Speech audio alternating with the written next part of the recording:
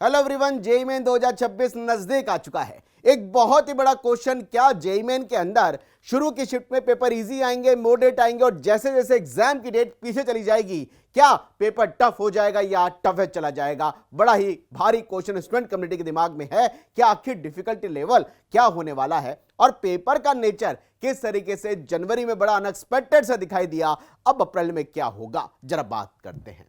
JEE main के अंदर यह देखने में आया कि पेपर का जो डिफिकल्टी लेवल है बच्चों के, अभी तक ये एक एक्सपेक्टेशन या एक साइकोलॉजिकल चीजें दिखाई दे रही हैं कि सेकंड, फोर्थ और फिफ्थ अप्रैल को क्या पेपर इजी रहने वाला है या इजी टू मॉडरेट रहने वाला है। बड़ा भारी क्वेश्चन बच्चों का आ रहा है। कमेंट्स आते हैं रोज की, सर जनवरी में तो अनएक्सपेक्टेड हो गया, लेकिन क्या अप्रैल में जो जेईई मेन का पिछले कई सालों का नेचर देखने में आया वैसा कुछ होगा?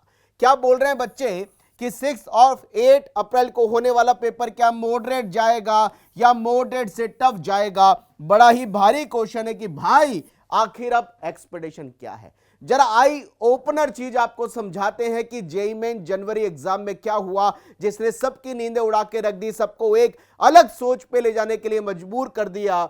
बात करते हैं आखिर जेईई मेन 2026 जनवरी के अंदर पेपर का डिफिकल्टी लेवल कैसा रहा होगा और आखिर 99 परसेंटाइल बच्चों कितने मार्क्स पे आई, जो आपके लिए एक आई ओपनर होगा ताकि आप पेपर के नेचर को समझ पाएं कि क्या ऐसा संभव है कि शुरुआत में पेपर इजी आ जाए बाद में मॉडरेट हो जाए या शुरुआत में मॉडरेट आ जाए बाद में इजी आ जाए। ये कैलकुलेशन क्या बिल्कुल सही है या फिर इस कैलकुलेशन में हमें सोचने के लिए समझना है कि ये कुछ रैंडमली अलॉटमेंट वाला मामला लगता है।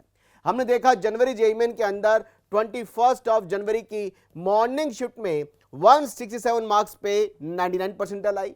ऐसे देखा इवनिंग शिफ्ट में 171। उसके बाद देखा 22 जनवरी की मॉर्निंग शिफ्ट में बच्चों 158 मार्क्स पे 99 परसेंटाइल आई और यही एक ऐसी शिफ्ट थी जिसमें क्वेश्चन बोनस भी हुए।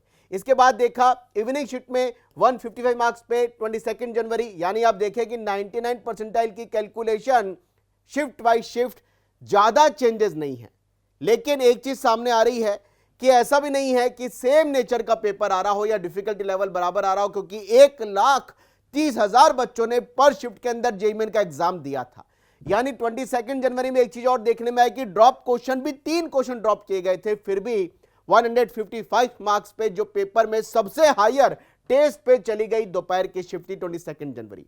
जब आगे गए 23 जनवरी मॉर्निंग में 158 पे, इवनिंग शिफ्ट में 163 पे, 24 जनवरी मॉर्निंग शिफ्ट में 162, 24 जनवरी इवनिंग शिफ्ट में 160 मार्क्स पे 99 परसेंटाइल आई है। और 22 के बाद 24 के बाद 28 जनवरी में 161 पे और 28 जनवरी की इवनिंग शिफ्ट में 162 मार्क्स पे 99 परसेंटाइल आई। यानी अगर हम देखें तो ज्यादातर शिफ्ट में बच्चों आपको दिखाई देगा कि पेपर का डिफिकल्टी नेचर जो है ये मॉडरेट रहा।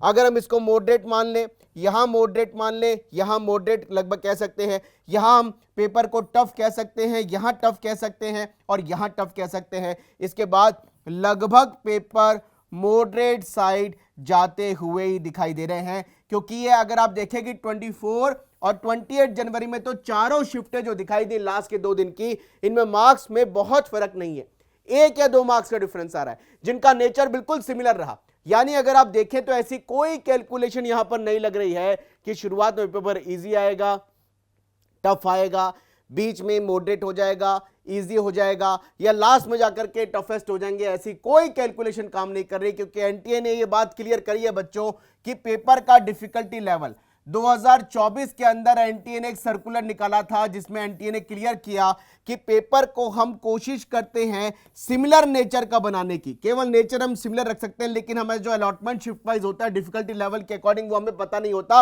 वो जो अलॉटमेंट होता है, जितने बंच पेपर के अंदर बनते हैं उनको रैंडमली अलॉट किया जाता है और इसी वजह से दिखाई दे रहा है कि भाई पेपर के अंदर ऐसा कोई कैलकुलेशन काम नहीं हो रही है, ऐसा कोई पैरामीटर नहीं है सामने कि शुरुआत में इजी, बीच में टफ या फिर लास्ट में इजी, बीच में मॉडरेट, शुरुआत में टफ। ऐसी कोई कैलकुलेशन नहीं है, क्योंकि और हमने एक चीज और देखी, ज्यादातर शिफ्ट में बच्चों आपको दिखाई देगी जो सिमिलर नेचर की रही। ये बहुत अच्छी बात इस बार एनटीए ने करी, क्योंकि मार्क्स वर्सेस परसेंटाइल में सेम परसेंटाइल पर इतना ज्यादा डिफरेंस नहीं आया, केवल और केवल 15 मार्क्स का मैक्सिमम डिफरेंस देखने में आया। आप अगर देखेंगे बच्चों तो ज्यादातर शिफ्टों में जो आपको डिफरेंस दिखाई देगा, इसमें अपन इस चीज को पकड़ते हैं कि भाई सबसे टफ जो दिखाई दे रही है मार्क्स के हिसाब से 150 मार्क्स और सबसे इजी दिखाई दे रही है 170। अगर आप देखेंगे तो हार्डली 15 मार्क्स का डिफरेंस है, जो आज तक नहीं हुआ था, क्योंकि आज तक ये देखने में आता था कि सेम परसेंटाइल पर 40 से 45 मार्क्स का डिफरेंस होगा। लेकिन एनटीए ने बहुत अच्छा काम किया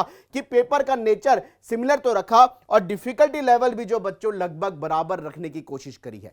तो इस चीज को दिमाग से निकाल दीजिएगा कि हमारा सेकंड को पेपर है, फोर्थ को है, फिफ्थ को है, ये पेपर इजी आ जाएगा, लेट हो तो टफ आ जाएगा, या शुरुआती टफ पेपर से होगी बाद में इजी होगा, ऐसा कोई पैरामीटर नहीं है। आप अपने पेपर को बेस्ट देने की कोशिश करिए, क्योंकि एनटीए ने बोला है पेपर का डिफिकल्टी लेवल चेंज होता है। इसी वजह से हमने नॉर्मलाइज प्रोसेस अप्लाई किया है। इंडिविजुअल आपकी शिफ्ट में बैठने वाले बच्चों के मार्क्स के अकॉर्डिंग ही आपका एनटीए स्कोर 7 डेसिमल में आएगा और उसी के हिसाब से रैंक आएगी। दूसरे बच्चों की शिफ्ट में उसको एनटीए स्कोर को नॉर्मलाइज करके देखा जाता है, उसको मार्क्स पे कैलकुलेशन नहीं लगाई जाती। तो अपना बेस्ट करने की कोशिश करिए, इस अननेसेसरी के थॉट से बाहर आइए कि पेपर का डिफिकल्टी लेवल क्या रहेगा। ये सब आपके सामने डेटा है, ध्यान रखिए। कमेंट बॉक्स में अपनी क्वारीज लिखते रहिए। आपका एग्जाम बहुत नजदीक है, अच्छे से मेहनत करिए। हम आपको क्या आपका रैंक आ रहा है, क्या आपका एनटीए स्कोर आ रहा है, उस पर कौन से कॉलेज कौन सी ब्रांच मिलेगी, एक एक बात पहुंचाते रहेंगे। Wish you all the best.